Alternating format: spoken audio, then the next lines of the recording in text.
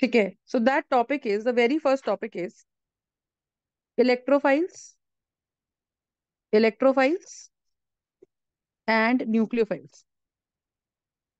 तो इसके अंदर जो हम अपना ऑर्गेनिक केमिस्ट्री पढ़ रहे हैं, ठीक है, ऑर्गेनिक केमिस्ट्री का मेजर काम जो होता है ना बेटा, ऑर्गेनिक केमिस्ट्री का मेजर काम जो होता है वो होता है हमारा, वो होता है हमारा कार्बन रिलेटेड कंपाउंड्स के साथ।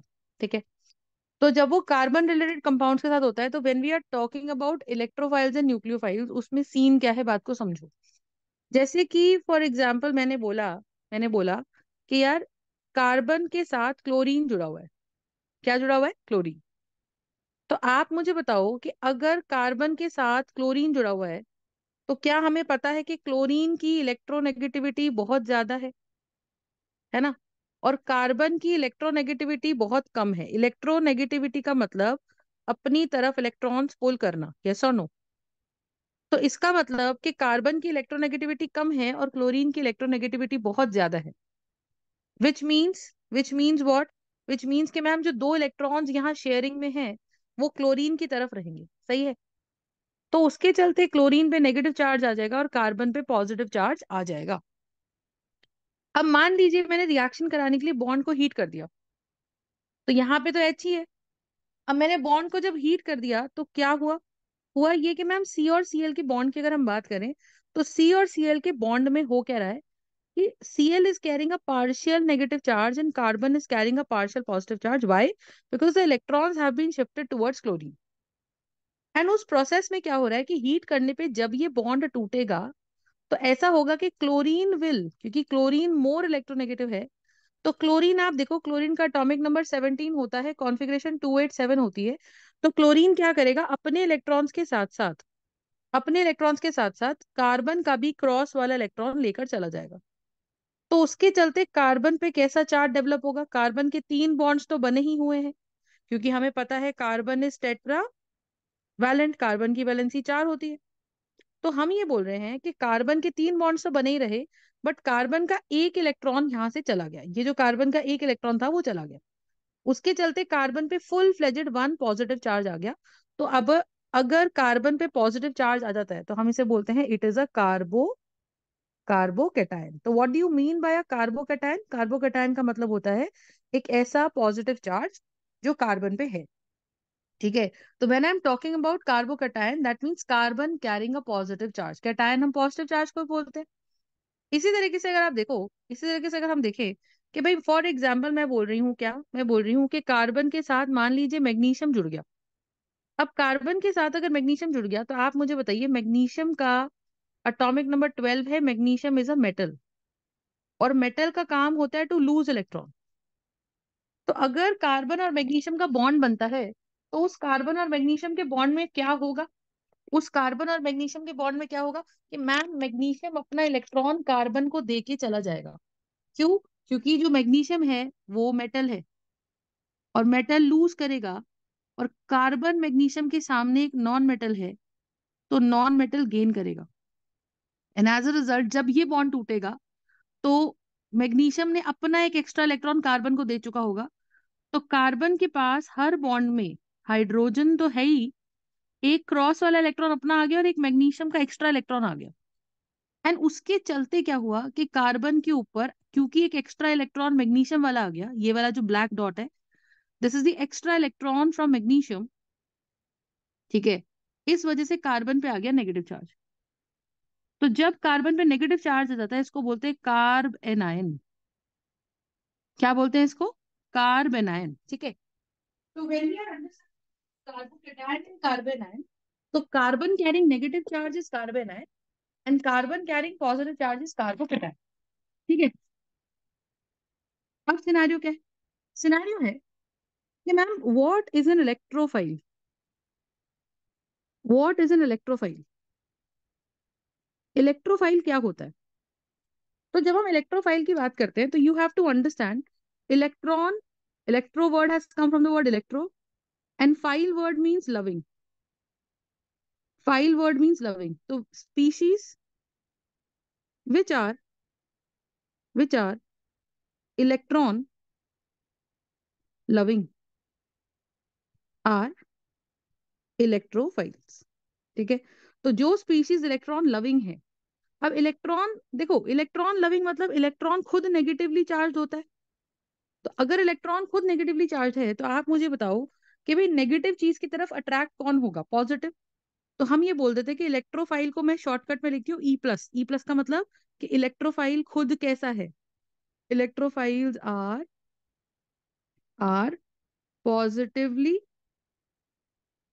Charged species. Electrophiles are positively charged species. तो ऐसी स्पीशीज जो खुद पॉजिटिवली चार्ज हैं उनको हम क्या बोलते हैं? इलेक्ट्रोफाइल। या जिनके पास इलेक्ट्रॉन की कमी है उनको हम क्या बोलते हैं? इलेक्ट्रोफाइल। ठीक है, अब बात को समझो।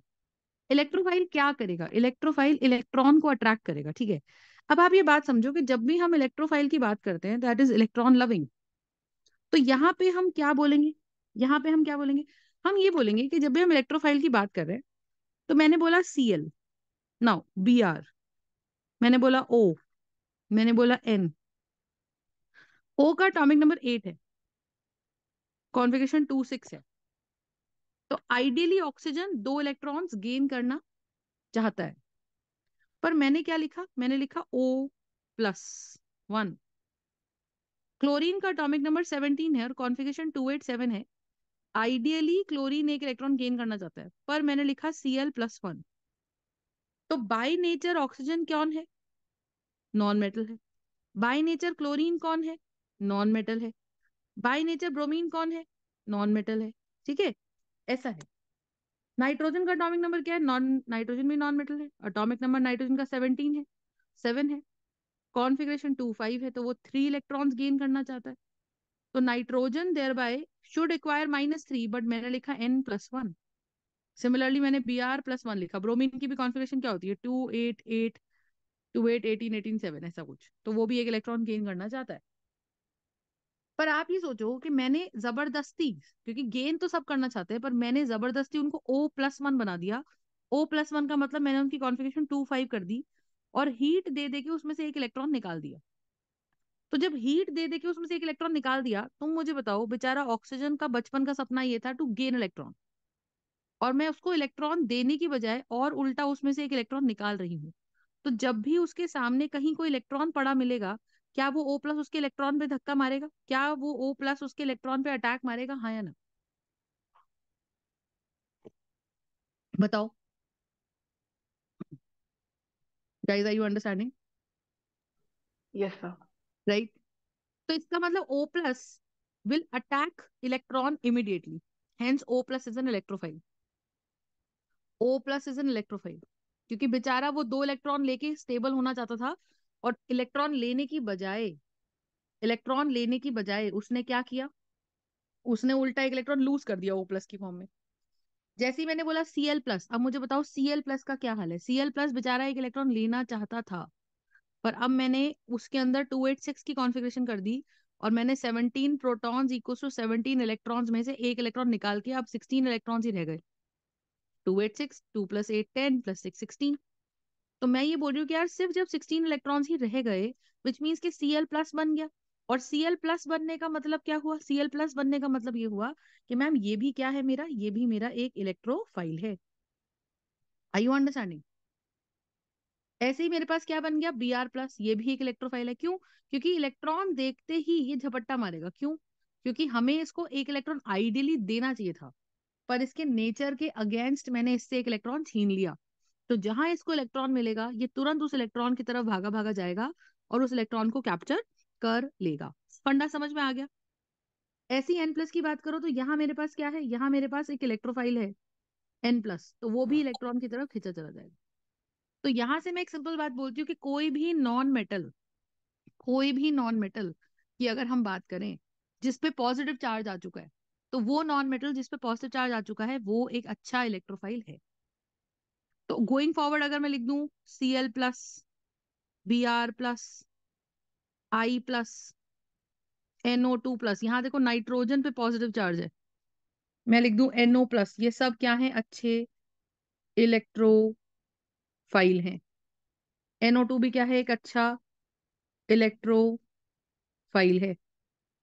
आयोडीन प्लस, इसको बोलेंगे आयोडोनियम आयन, क्या बोलेंगे? आयोडोनियम आयन। Br प्लस को क्या बोलेंगे? Bromonium ion. Cl प्लस को क्या बोलेंगे? Chloronium ion. NO2 प्लस को क्या बोलेंगे? Nitronium ion. NO प्लस को बोलेंगे नाइट्रोसोनियम आयन। इसको बोलेंगे नाइट्रोनियम आयन। इस तरीके से। तो हमें ये चीज समझ आनी चाहिए कि we have got Cl plus, we have got Br plus, we have got I plus and so on.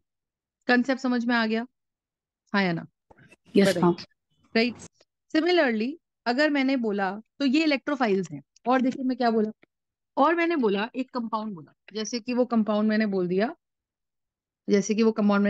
BCl3। तो इसका कंपाउंड ना, बोरॉन का एटॉमिक नंबर कितना होता है? 5, कॉन्फ़िगरेशन 2 3।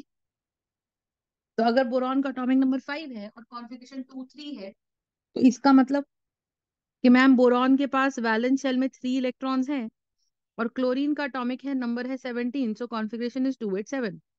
तो chlorine is 1 2 3 4 5 6 and 7। Chlorine is 1 2 3 4 5 6 and 7, yes or no? This chlorine is also 1 2 3 4 5 6 and 7। अब यहाँ पे अगर हम बॉन्ड बनाए, तो आइडियली बोरॉन का ऑक्टेट कंप्लीट होना चाहिए था, क्योंकि कोवेलेंट बॉन्ड है।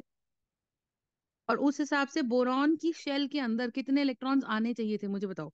ये बोरॉन है, तो बोरॉन के पास 1 2 3 4 5 6 इलेक्ट्रॉन्स ही आए हैं शेल में। और हर एलिमेंट बॉन्ड बनाता है, क्यों? ऑक्टेट पूरा करने के लिए। तो यानी कि अगर हम BCl3 की बात करें, तो बोरॉन क्या कर रहा है? बोरॉन 3 क्लोरीन के साथ बॉन्ड बना रहा है। क्योंकि बोरॉन 3 क्लोरीन के साथ बॉन्ड बना रहा है, तो बोरॉन की वैलेंस शेल में सिर्फ कितने इलेक्ट्रॉन्स हैं, मुझे बताइए। बोरॉन की वैलेंस शेल में सिर्फ कितने इलेक्ट्रॉन्स हैं, मुझे बताइए। सिर्फ 3 इलेक्ट्रॉन्स है, 6 इलेक्ट्रॉन्स है। तो क्या मैं ऐसा बोल दूं कि BCl3 में बोरॉन को needs 2 more extra electrons to complete its octet? बताइए हाँ या ना?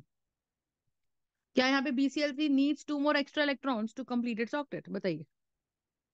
तो अगर मौका मिलेगा, BCl3 के सामने इलेक्ट्रॉन पड़े हुए हैं, तो क्या इस इलेक्ट्रॉन के ऊपर बोरॉन, BCl3 का बोरॉन जाके अटैक कर सकता है?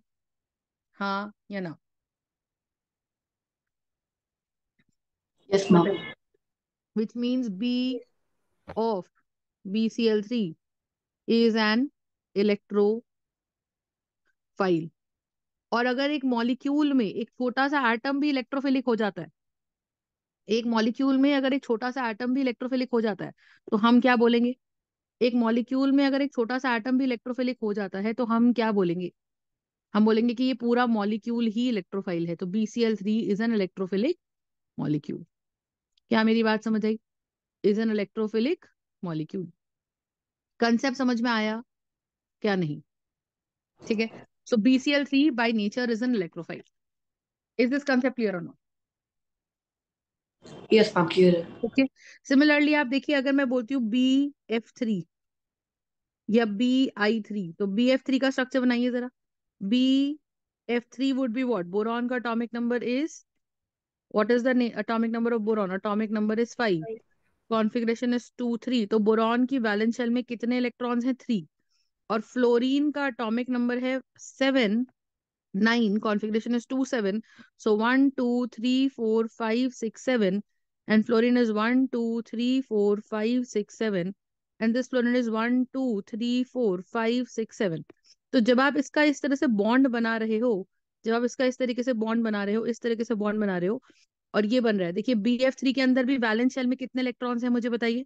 BF3 के अंदर भी वैलेंस शेल में कितने इलेक्ट्रॉन्स है? 6 इलेक्ट्रॉन्स है। तो इसको भी 2 इलेक्ट्रॉन्स की जरूरत है। तो कहीं पे भी इसको 1 या 2 इलेक्ट्रॉन बोरॉन को दिख गया, तो उस पर अटैक मार देगा। यानी कि BF3 सिमिलरली फॉर BI3, क्योंकि BI3 में भी बोरॉन का ऑक्टेट कंप्लीट नहीं है। देखिए 1 2 3 4 5 6। तो boron needs 2 more electrons to complete its octet. तो अपनी ऑक्टेट कंप्लीट करने के लिए उसको 2 और इलेक्ट्रॉन्स की जरूरत है। ठीक है, तो आप इस बात को समझो कि BF3, BCl3, Bi3 ये सब हमारे कौन है, ये सब इलेक्ट्रोफाइल है। सिमिलरली कोई मॉलिक्यूल मैं आपको बताती हूँ, मैंने कहा BeCl2 मॉलिक्यूल, इसी तरीके से मैंने बोला AlCl3 मॉलिक्यूल, AlBr3 मॉलिक्यूल, ऐसा कुछ बोला, या मैंने बोला FeCl3 मॉलिक्यूल या FeBr3 मॉलिक्यूल। तो BeCl2 में आप मुझे बताइए क्या हो रहा है कि बेरिलियम का atomic number is 4, configuration is 2 2, तो ये जब वैलेंस इलेक्ट्रॉन्स बनाएगा 1 2 3 4 5 6 7, और क्लोरीन के साथ 1 2 3 4 5 6 7, तो यहाँ पे बेरिलियम के कोवलेंट बॉन्ड बनाने के चक्कर में क्या हो रहा है कि मैम बेरिलियम का ऑक्टेट इज इनकम्प्लीट। बेरिलियम की शेल में सिर्फ 2 और 2 4 इलेक्ट्रॉन्स आ रहे हैं, and it needs 4 more electrons to complete 8 octet. तो इसका मतलब ये हो गया कि बेरिलियम जो है वो क्या करेगा, वो अपने 4 इलेक्ट्रॉन्स और लेना कहीं से चाहेगा। तो बेरिलियम जब 4 इलेक्ट्रॉन्स और कहीं से लेना चाहेगा, इसका मतलब क्या होगा, बेरिलियम के साथ बॉन्ड्स बन जाएंगे। पर अगर इस बेरिलियम को कहीं पे भी 2 इलेक्ट्रॉन्स या 4 इलेक्ट्रॉन्स या 1 इलेक्ट्रॉन भी पड़ा दिख गया, तो ये बेरिलियम उस पर अटैक मार देगा, क्योंकि उसको अभी इलेक्ट्रॉन से प्यार है, उसको इलेक्ट्रॉन चाहिए। एंड हेंस BeCl2 की अगर हम बात करते हैं, तो BeCl2 is going to do what, tell me. This BeCl2 is going to do what? This BeCl2 is going to be acting as a electrophile. What do you mean by an electrophile? What do you mean by an electrophile? Electrophile is something which has affinity या love towards electron. That is BeCl2. इसी तरह से आप देखो AlCl3 का मैं बात करूं, AlCl3 में भी देखिए ऑक्टेट कंप्लीट नहीं है। देखो एल्यूमिनियम की वैलेंस शेल में एल्यूमिनियम का एटॉमिक नंबर है 13, कॉन्फ़िगरेशन इज 2 8 3। तो यहां से क्या हो जाएगा आप मुझे बताइए, एल्यूमिनियम के साथ क्या हो जाएगा, 1 2 और 3 एल्यूमिनियम के क्रॉस वाले रेड इलेक्ट्रॉन्स है। और क्लोरीन के पास कितने इलेक्ट्रॉन्स है मुझे बताइए, 1 2 3 4 5 6 7, 1 2 3 4 5 6 7, 1 2 3 4 5 6 7। तो यहाँ पे हमारे पास क्या सीन रहेगा कि एल्यूमिनियम क्लोराइड के साथ, ये देखो एल्यूमिनियम की ऑक्टेट कंप्लीट नहीं है, एल्यूमिनियम की वैलेंस शेल में फिर से कितने इलेक्ट्रॉन्स हैं, 6 हैं, और उसको needs 2 more electrons to complete its octet. उसको 2 इलेक्ट्रॉन्स की और जरूरत है to complete its octet. Concept समझ में आया कि नहीं आया? So when we are talking about AlCl3, तो उसको अपने 2 इलेक्ट्रॉन्स की जरूरत है to complete its octet. Is this concept clear? Yes, ma'am. अच्छा, similarly we are doing FeCl3, similarly we are doing FeBr3, yes or no? That is the concept. Similarly we are doing AlCl3, इन सभी में octet complete नहीं है, तो these are all very good electrophiles. तो ये first category है। तो अगर आप देखो तो AlCl3 ओवरऑल न्यूट्रल है, FeCl3 ओवरऑल न्यूट्रल है, BCl3 ओवरऑल न्यूट्रल है, BBr3 ओवरऑल न्यूट्रल है, BF3 ओवरऑल न्यूट्रल है, Bi3 ओवरऑल न्यूट्रल है, FeBr3 ओवरऑल न्यूट्रल है। ये सब न्यूट्रल है, बट इनके अंदर एक एक एटम ऐसा पड़ा हुआ है, इनके अंदर एक एक एटम ऐसा पड़ा हुआ है जिसका ऑक्टेट कंप्लीट नहीं है। तो ये न्यूट्रल इलेक्ट्रोफाइल्स की कैटेगरी में आते हैं कि मॉलिक्यूल ओवरऑल दिखने में तो न्यूट्रल है, पर जहां इसको मौका मिलेगा उसका सेंट्रल मेटल एटम उसके ऊपर अटैक कर देगा, and hence they come under the category of neutral electrophile. ठीक है, और जो मैंने इससे पहले लिखे Cl+, Br+, I+, O+, NO2+, NO+, etcetera, sulphur+, जितने भी नॉन मेटल से सब पे लगा दो पॉजिटिव चार्ज, है ना, फास्फोरस+, ये सब के सब क्या है, ये सब के सब चार्ज्ड। इनमें क्लियर कट दिख रहा है कि हाँ जी ये सब पॉजिटिवली चार्ज्ड है, and hence they will accept electrons. तो ये फटाफट से इलेक्ट्रॉन्स एक्सेप्ट करेंगे। तो हमको ये चीज समझ आनी चाहिए कि जितने भी हमारे पॉजिटिवली चार्ज इलेक्ट्रोफाइल्स हैं उनका क्लियर कट पता चल जाता है, लेकिन जब हम न्यूट्रल इलेक्ट्रोफाइल की बात करते हैं तो हमें उसका ऐसा लुईस डॉट डायग्राम बना के देखना पड़ता है। और लुईस डॉट डायग्राम में अगर सेंट्रल मेटल एटम का ऑक्टेट कंप्लीट नहीं होता है, तो ही हम उसको एक इलेक्ट्रोफाइल की कैटेगरी में डाल सकते हैं। और कुछ एग्जाम्पल बताती हूँ। देखो, अगर आपको वो 1s2 2s2 वाली कॉन्फ़िगरेशन आती है तो बहुत अच्छा, नहीं तो अभी सीख जाओगे। पर मैं आपको ऐसा बोलूंगी कि एलिमेंट्स, जैसे मान लो मैंने बोला SF6, या मैंने बोला SF4, या मैंने बोला PCl5, या मैंने बोला PCl3। अब आप देखो, इनका जब आप स्ट्रक्चर बनाओगे तो आप देखोगे कि इन एलिमेंट्स के अंदर 8 से ज्यादा इलेक्ट्रॉन्स हैं वैलेंस शेल में। लेट्स सपोज मैंने बोला PCl3 में, मैंने कहा जी फास्फोरस का एटॉमिक नंबर है 15, कॉन्फ़िगरेशन इज 285। तो फास्फोरस में 1 2 3 4 5। क्लोरीन की बात कीजिए, 1 2 3 4 5 6 7। क्लोरीन की बात कीजिए, 1 2 3 4 5 6 7। क्लोरीन की बात कीजिए, 1 2 3 4 5 6 7, ऐसा। अब सीन क्या है मुझे बताओ, ये जो क्लोरीन है वो इस तरह से बॉन्ड बना रहा है, ये जो क्लोरीन है वो इस तरह से बॉन्ड बना रहा है। तो आप अगर इसका स्ट्रक्चर बनाए, कोवलेंट स्ट्रक्चर बनाते हैं, तो आप ये देखोगे कि भाई इस स्ट्रक्चर के अंदर फास्फोरस का ऑक्टेट कंप्लीट है। Have a look here. तो फास्फोरस का ऑक्टेट कैसे कंप्लीट है? 1 2 3 4 5 6 7 8। तो 8 तो कंप्लीट है। तो उस हिसाब से तो ये ना लूज करना चाहेगा ना गेन करना चाहेगा। बट आइडियली फास्फोरस का एलिमेंट जो है उसका एटॉमिक नंबर 15 है, मोर देन 10 एटॉमिक नंबर है। और जिन भी मॉलिक्यूल्स में सेंट्रल मेटल एटम जो पी है हमारा, उसमें सेंट्रल मेटल एटम का क्या हाल है? उसमें सेंट्रल मेटल एटम का एटॉमिक नंबर मोर देन 10 है। तो उनके पास they always have vacant D orbital. तो जिन भी मॉलिक्यूल्स में central metal atom more than 10 atomic number वाला है, जैसे SF4 में आप देखो, sulphur is a central metal atom जो वो 4 फ्लोरीन्स के साथ बॉन्ड बना रहा है, तो उसके पास अपने आठों के आठों ऑक्टेट कंप्लीट है। अब क्योंकि उसका ऑक्टेट कंप्लीट है, तो आप ये सोचो कि ऑक्टेट कंप्लीट होने के बाद भी वो इलेक्ट्रॉन्स एक्सेप्ट करता है, क्योंकि उसके पास वैलेंस शेल में 8 इलेक्ट्रॉन्स प्रेजेंट है। उसके पास एक वेकेंट डी ऑर्बिटल हमेशा होगा, क्योंकि सल्फर का एटॉमिक नंबर है 16। तो कॉन्फ़िगरेशन बनती है 1s2 2s2 2p6 3s2 3p6 और 3d, तो 3p4। और 3d है तो सही, पर वो खाली है। तो वैलेंस शेल में अगर कॉन्फ़िगरेशन 3d वाली कॉन्फ़िगरेशन है, so that configuration is almost empty. है तो सही ना? लेकिन तो जिसका भी एटॉमिक नंबर है, आप सोच के देखो, अगर मैं सेंट्रल मेटल एटम लिख देती हूँ बोरॉन या कार्बन, तो इनका एटॉमिक नंबर 6 है, तो कॉन्फ़िगरेशन लिखो 1s2 2s2 2p4। तो 2p में तो 2d आता ही नहीं है।